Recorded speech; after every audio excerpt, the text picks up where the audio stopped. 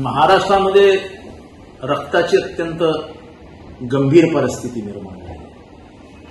रक्तसाठा दिवसेंदिवस कमी होतो आणि रक्ताची गरज वाढते.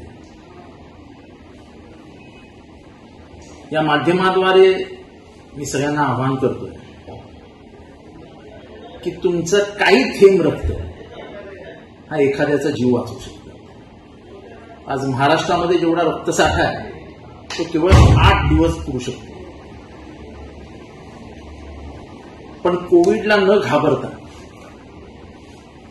सोशल डिस्टन्सिंग पाळून खास करून तरुणींनी बाहेर पडून रक्तदान करावं. कोणीतरी रक्ताशिवाय तडफडून मरतोय हे महाराष्ट्राला शोधणारं नाही. तेव्हा उठा, स्वतःहून उठा आणि कोणाच्या तरी प्राण वाचवण्यासाठी आपलं रक्त उपयुक्त ठरेल, उपयोगी ठरेल ही मनात भावना ठेवून रक्तदान करा.